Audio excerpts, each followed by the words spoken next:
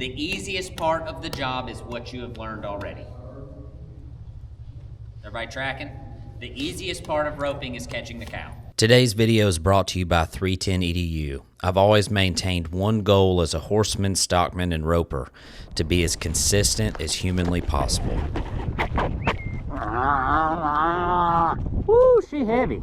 My greatest training tool for achieving this has been our video content. Applying the principles we teach at 310 EDU will give you a better relationship with your horse, a deeper understanding of stockmanship and cattle behavior, and a far more versatile roping shot selection. These videos allow us to deep dive into the finer details of our craft while breaking down missed opportunities and great shots second by second. My ranch roping field guide is free with every membership, giving you an amazing tool to work on your consistency and versatility. Scan this QR code and go check out hundreds of hours of doctoring, branding, stockmanship, horsemanship, and more. As always, thanks for watching, and I'll see you in the next video. Did you get that? I got that. This is the part that makes it look good. This is the part that's hard, is managing your rope, managing your coils, managing your dallies, managing all of it, okay? Keeping your horse out of a wreck and keeping you out of a wreck is very important. So the way we're going to get this done is if you come to me and I go to the horn here, this is no good. You see all this? I got all this stuff on this side of my saddle. It can get hung under all sorts of things, right? So now go behind me. So let's say the calf goes behind me and I decide, like a genius, to go to the horn here. What is about to happen here? Let me tell you something. This right here, this is a bad spot right here, team. And it's all gonna come tight and you will not win. I promise you that. Hopefully you're flexible. So what we're gonna do, see, I can't even get my leg out of it right now, much less with something on the end of it, is when that calf leaves and we got it healed, I'm gonna wait for it to get tight in my hand. Y'all see that? Go ahead. And I'm going to then guide my rope to the horn. Does that make sense?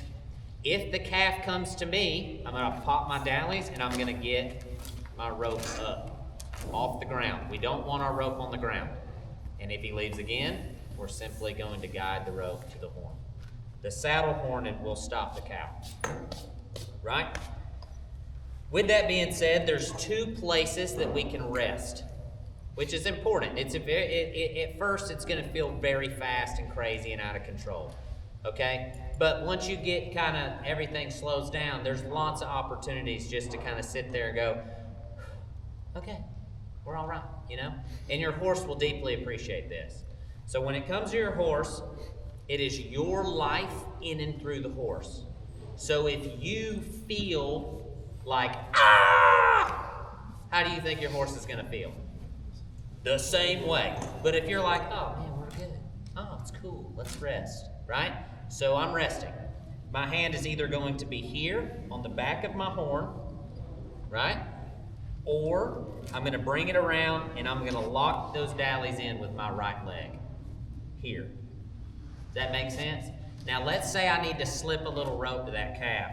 I am simply going to close my hand, let it ride to the saddle horn, open my hand back up, and get another dally, right?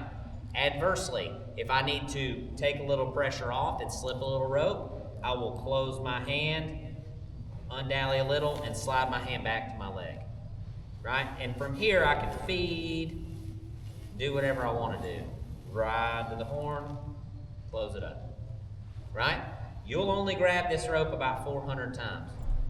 But, you know, I have a lot of respect for people with really hard hands. So, you'll be one of those people.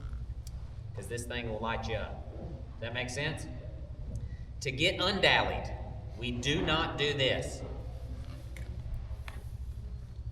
We do not undally our rope, right? You do something, we call it popping our turns. So if he gets tight there, I'm gonna go straight up. Does that make sense? Because if that calf's heavy there, as soon as I take any pressure off of this, it's gonna start sliding and want to suck my hand down into that thing, right? So the way we're gonna do that, especially if I'm over here, if I just pop it up. typically, what you don't want to do is let go of the whole rope unless we're at the end of the run. Okay?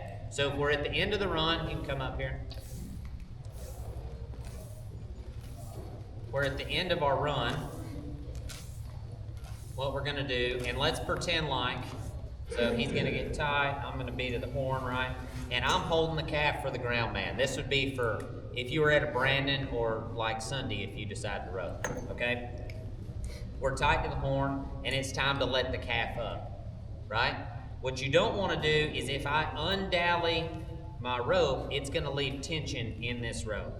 And let me see the Honda into that. What that calf's gonna be doing is he's gonna be like this, okay?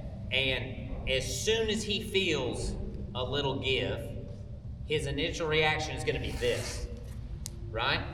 But if you have not thrown enough slack out to let that happen, what we're gonna end up with is this, and then this. And now we gotta chase him around and rope him again. It's really freaking annoying.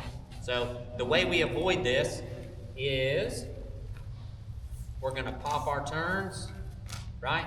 And pitch him to the calf. And then he's gonna get up. We're gonna high five everybody because we just won the roping. And look really mean at everybody else who's roping so they know we're boss. And then we're gonna rebuild and do it again. That makes sense? So we're gonna practice this. I know a lot of you might be a little further down the road than this. In my personal opinion, you cannot do enough of this. That's why I still got thumbs, you know what I'm saying? Probably gonna lose it this weekend now. Best way to practice at home is with your dog. You give that dog the end of that rope, you send him, rip his head off. He's gonna fight, pop him, cool your rope, call him to you, go back to the horn, let him fight you. It's like it's super fun for the dog and it's really good for you because you can kind of control the dog, hopefully. Hopefully you can call your dog and send your dog. I can't do that with mine anymore, but that's kind of the idea is you play a little tug of war. If you don't have a dog, use your kid. If you don't have a kid, use your husband or wife.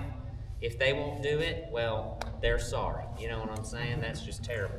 But I've seen guys put pulleys in their barn, or you can like take a tire and tie it in a tree, like a tire swing, and swing that thing and practice feeding rope and stopping it. But the dog is the way. It's so fun.